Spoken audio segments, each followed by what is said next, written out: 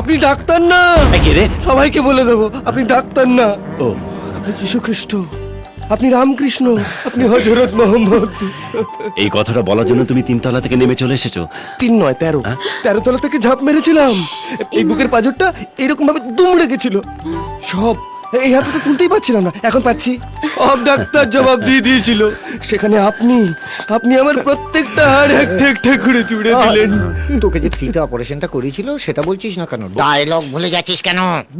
আপনি বিধানচন্দ্র রায়, ডাক্তার বিধানচন্দ্র, জাতিস্বর হয়ে ফিরে এসে আমার প্রাণটা ফিরে ঠিক আছে, এবার ওকে একটু ঘুম পাড়ানি ওষুধ দিয়ে দে। জানোকে একটু ঘুম পাড়ানি গান শুনিয়ে না একটু থাবড়ে দি। যা এস। চলতে চারি দেখি। এই তুমি রমেশের ছেলে না? হ্যাঁ? ডক্টর রমেশের কথা বলছেন? ডেন্টিস্ট? না না, রমেশ। হ্যাঁ ডক্টর রমেশ। দাঁত কানাটাকে একটু ডক্টরের কাছে নিয়ে যাও। আরে কবে এই থেকে দাদা তুমি? পোকা। পোকা না, না না বুকে। না, ডাক্তারের চেম্বার দাঁতে পোকা ও, আরে রমেশের ডাক্তার ছেলে, রমেশের আরে। কথাই তো বলছি। হসপিটালে এত ডক্টর থাকতে সবাই যে কেন আমার কাছে আসে কে জানে।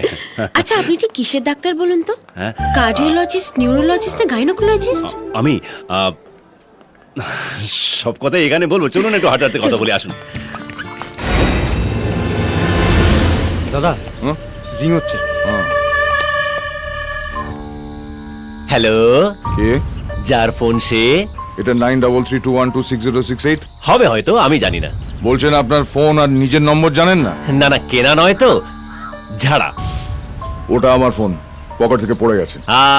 আপনি রেডিও এফএম থেকে বলছেন না? আমাকে মুরগা বানাচ্ছেন। আরে দুর্মশাই, ভালো করে কথাটা শুনুন। আপনার হাতে যে ফোনটা আছে তার মালিক আমি। মালিক?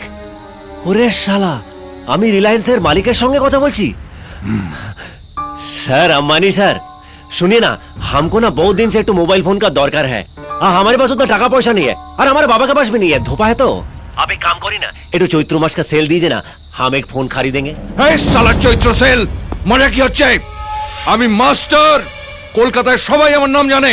ও, আপনি সেই মাস্টার না যাকে একটা ছাত্রীর শ্লীলতাহানির দায়ে 3 দিনের জন্য ছাত্ররা আটকে রেখেছিল? চোরের বাচ্চা, আমি মাফিয়া মাস্টার। আমার নামে কলকাতা কাঁপে।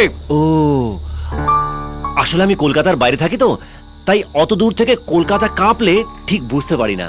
যাকে আপনার সঙ্গে আলাপ হয়ে খুব ভালো লাগলো। এই শালা একদম নাকামি করবি না। তুই শুধু আমার ফোন ঝাড়িসনি, আমার 50 লাখ টাকাও ঝেড়েছিস।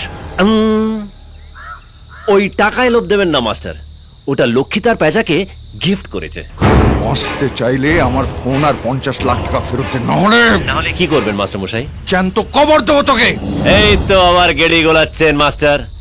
আমি নিজের থেকে আপনাকে ফোন না দিলে আপনি আমার কিচ্ছু ছিঁড়তে পারবেন না।